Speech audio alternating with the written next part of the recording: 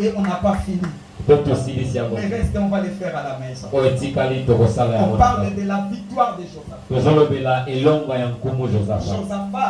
Josaphat, il est le descendant de David. C'est celui qui était resté fidèle dans la nation de Juda. Parce que pendant cette période, Israël était en dislocation. Donc il y avait balkanisation.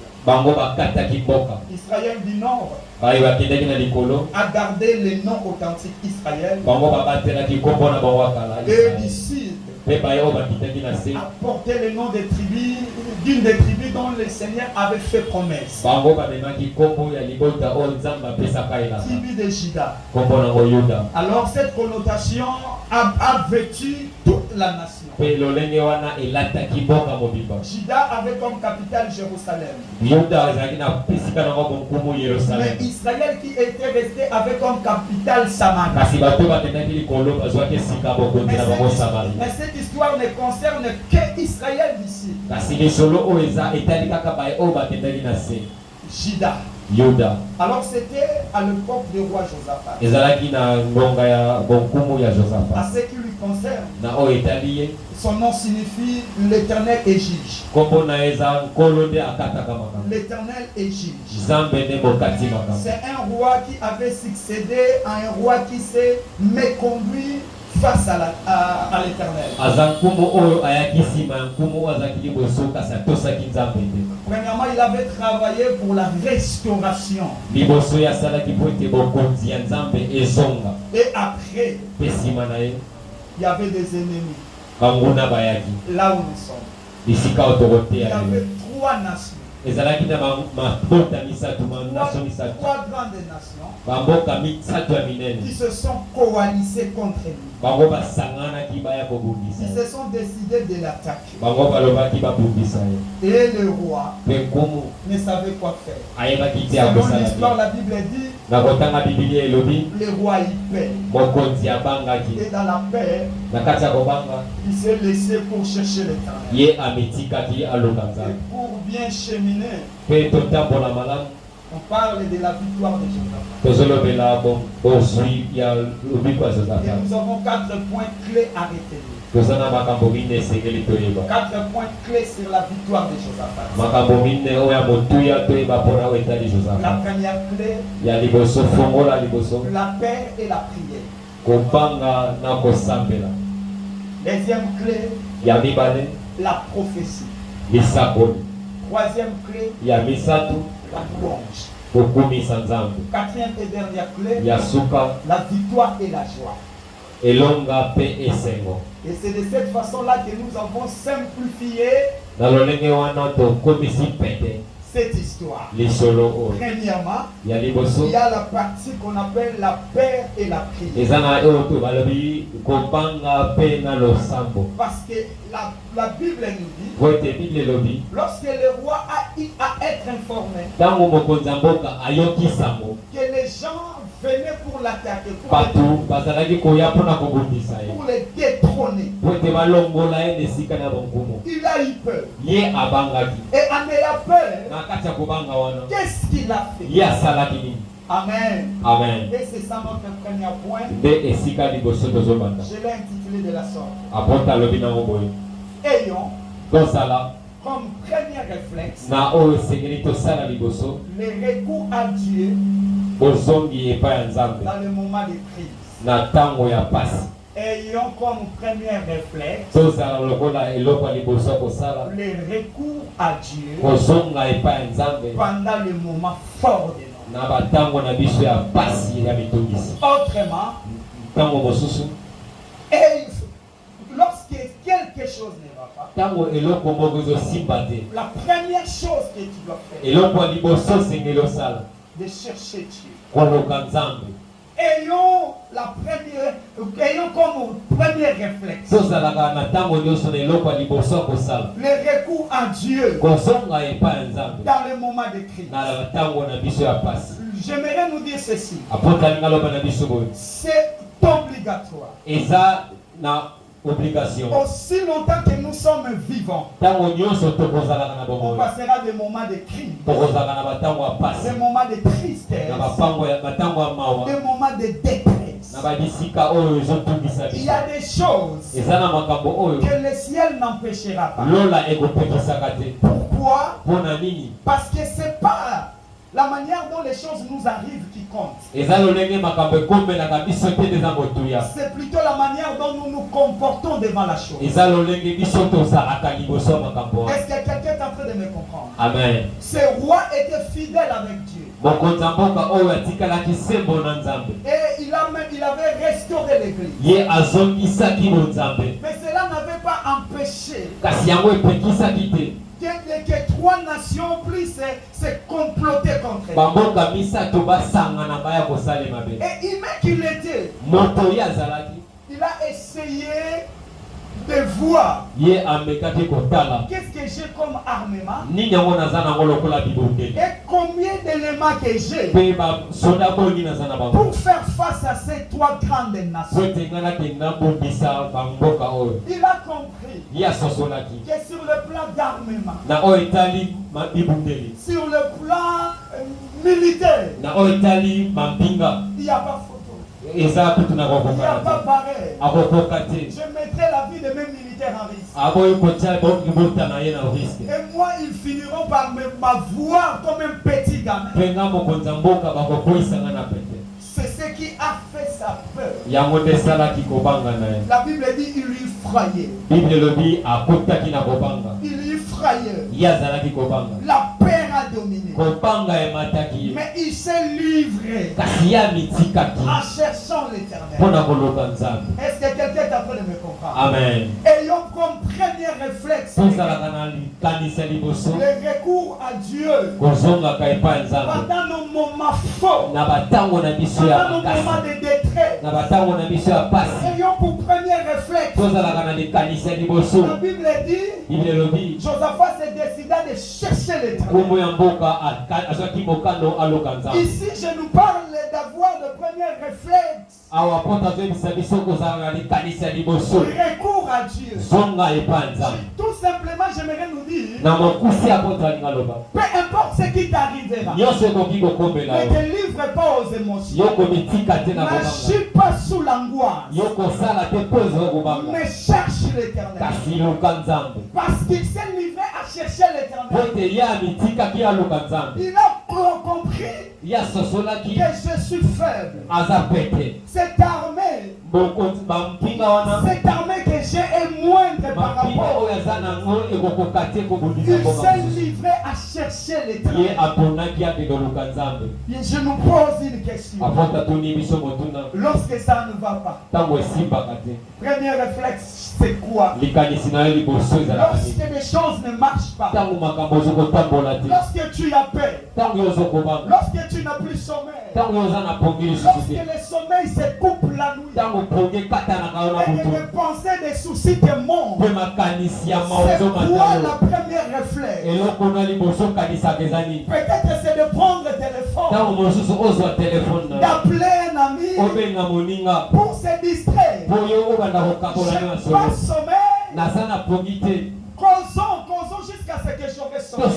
Tu sors de la chambre pour regarder ta télé. Non, bien aimé. Lorsque quelque chose de pareil t'arrive, il faut se livrer à chercher Dieu. Ici, c'était la paix. La paix de quoi? D'être destitué. De voir sa nation partir. Comme nous, on est en train de nous menacer. Sûrement, on a peur. Mais après la paix, qu'est-ce qu'on a fait?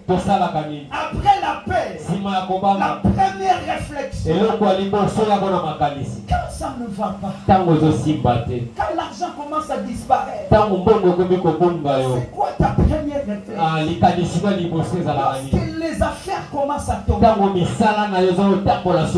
lorsque la santé, le médecin t'annonce une nouvelle chose, de nouvelles choses sur ta santé, lorsque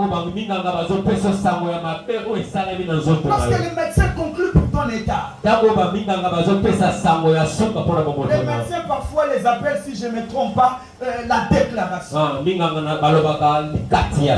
te diront, madame, monsieur, à partir d'aujourd'hui, je te déclare hypertendu.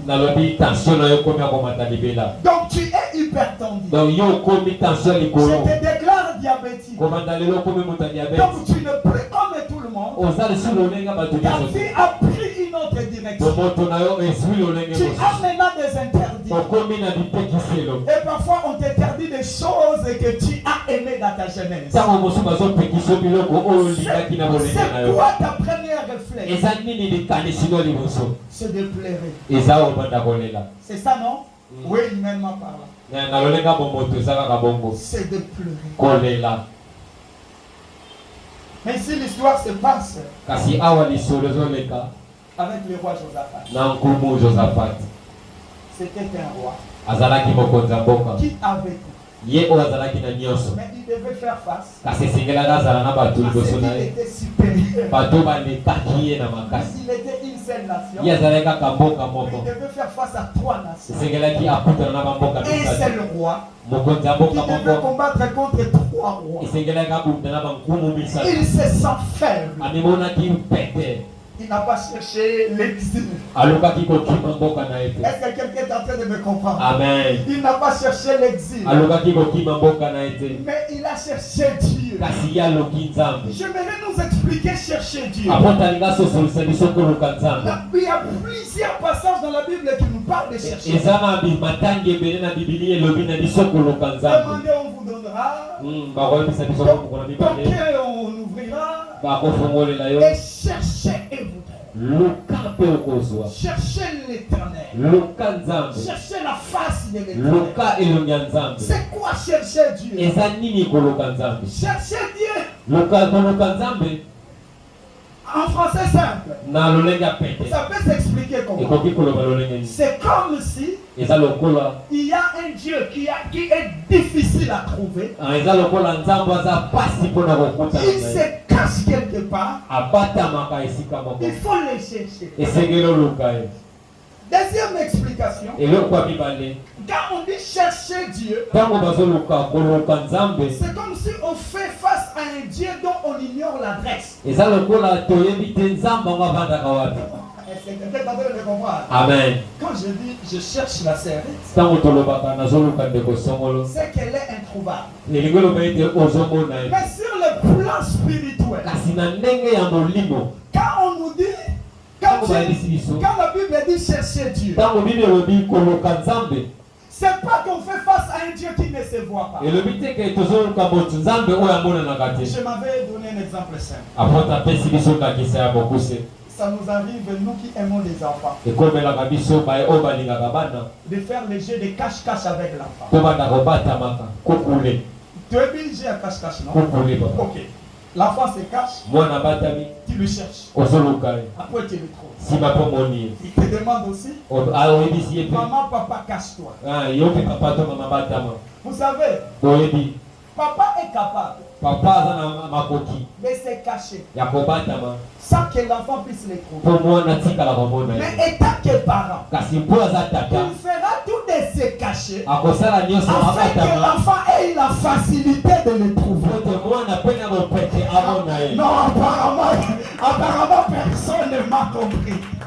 Donc il va se cacher pour permettre à l'enfant de le trouver. Donc il s'abaisse dans les dimensions de l'enfant. Mais si un parent se dit que je vais me cacher, il peut monter même dans le plafond. Et l'enfant ne le trouvera pas. Mais si le papa a compris ce que l'enfant fait, lui-même il va se laisser trouver. C'est pourquoi la Bible dit, cherchez et vous trouverez. C'est-à-dire quand toi tu te décides de chercher, lui aussi il prend des dispositions pour se faire trouver. Est-ce qu'il y a quelqu'un qui est en train de me comprendre? Non, il prend des... parce qu'il est un Dieu invisible. S'il faut le chercher, quand il le trouvera, il est d'abord invisible. Mais il te dit de me chercher. Non, c'est lui-même qui se fait trouver. Mais quand il te dit de lui chercher, il cherche juste à avoir la motivation. La motivation, l'encouragement. Dieu c'est un Dieu. Tu lui cherches dans des millions, mais il cherche à voir ta motivation dans des mille. Est-ce que quelqu'un m'a compris? Je répète, tu cherches Dieu dans des millions, mais lui il cherche à voir ta motivation dans des mille. Que Dieu te donne $100,000, mais lui il cherche ta motivation dans $1. Est-ce que quelqu'un est d'accord avec moi? Amen. La Bible dit dans la frayeur, il s'est livré à chercher l'Éternel. Parce qu'il savait, je ne cherche pas un Dieu introuvable. J'aimerais dire à quelqu'un, à partir d'aujourd'hui, j'ouvre une période de chercher Dieu. Et il va se laisser trouver. D'une manière ou d'une autre. Même dans la détresse. Qu'est-ce que la Bible dit? Dans leur détresse, ils cherchèrent l'Éternel. Et l'Éternel leur a envoyé la parole. Et la parole les a guéris. J'aime ce passage. Nous le répétons parfois. Mais peut-être que nous ne cherchons pas à entrer dans le profondeur. Quand on cherche l'Éternel pour un besoin, il ne nous donne pas les contraires. Il nous répond avec exactitude. Ils étaient dans la détresse. Il a cherché l'Éternel. Et l'Éternel leur a envoyé la parole. C'est comme si, quand on cherche l'Éternel, il envoie seulement la parole. Écoutez, il y a ceci dans nos églises. J'ai des soucis. J'entre dans la prière. Et Dieu me répond dans la prophétie que je suis là. J'ai agi. Nous nous disons, il m'a répondu dans la parole. Non, ça c'est la première dimension. Dieu nous répond par rapport à ce que nous lui demandons. Si la Bible dit, dans leur détresse, ils ont cherché l'Éternel. L'Éternel leur a donné la parole. Et la parole les a guéris. C'est que le plaie qu'ils avaient,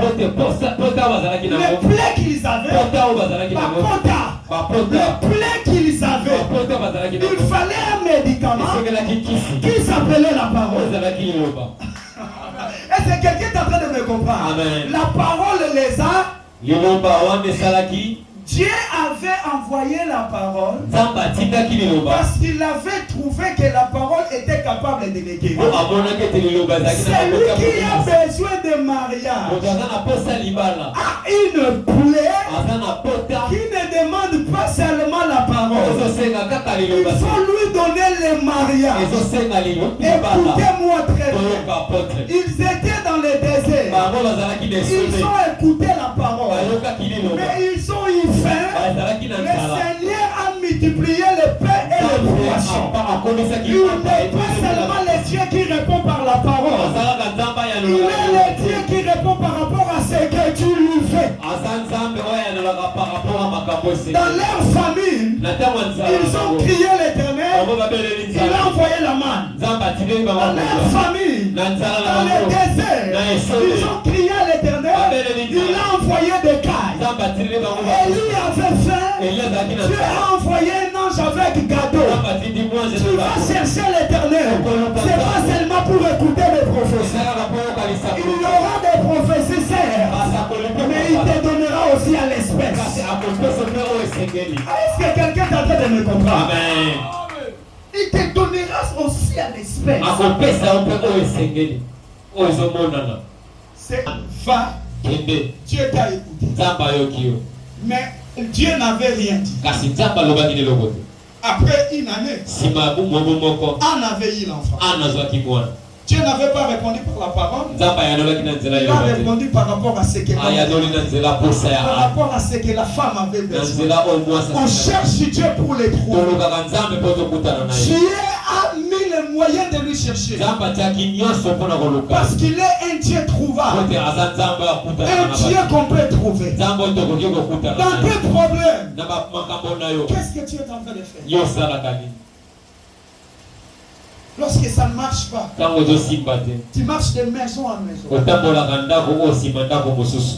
afin de parler de tes problèmes. Mais la Bible dit, lui il sait